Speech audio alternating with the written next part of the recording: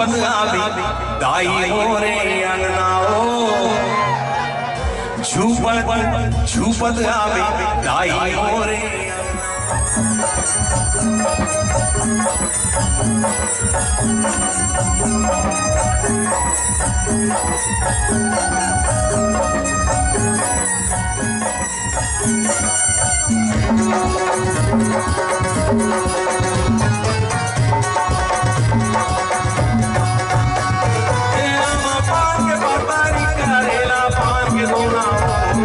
छुपत आवे दाई मोरे अंगनाओ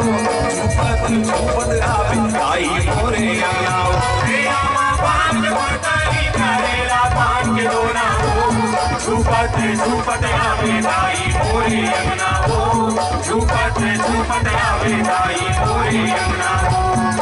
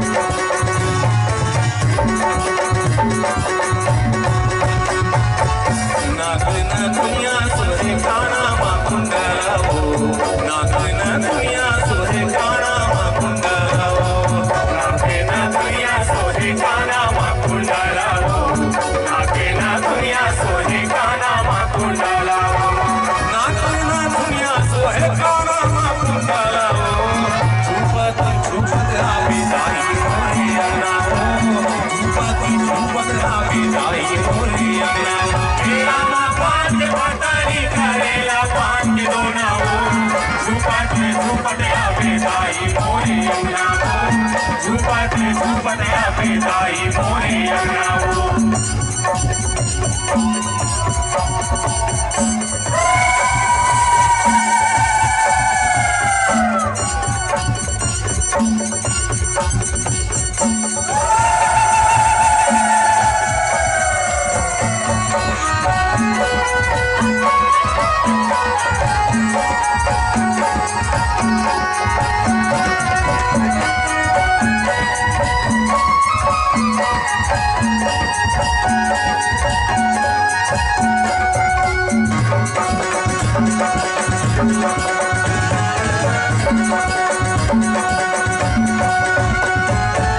रस्ताला देखो तोरे बंदा बंदाना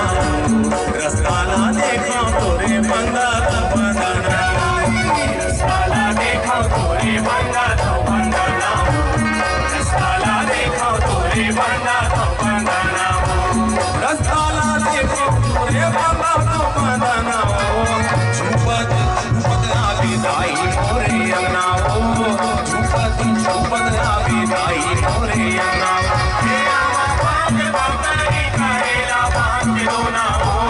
छुपत आवे दाई मोरे अंगनाओ छुपत आवे दाई मोरे अंगनाओ हे आमा पान के व्यापारी करेला पान के दोनाओ छुपत आवे दाई मोरे अंगनाओ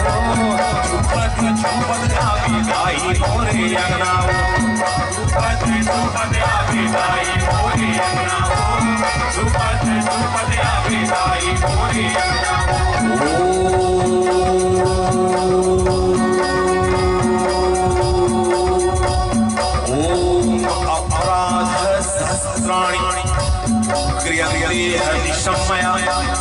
दासोयवती मां पत्वा क्षमस्व परमेश्वरी आहानं न जानामि विसर्जनं पूजां च न जानामि क्षम्यतां परमेश्वरी मंत्रहीनं क्रियाहीनं भक्तिहीनं सुरेश्वरी यत्पूजितं मया देवी परिपूर्णं तदस्तु मे अपराधशतं कृत्वा जगजम्बेति जोच्रे यां तदिं सम्मानकोटिं नतां ब्रह्मादयसुरः सापराधोऽस्मि शरणं प्राप्तास्मि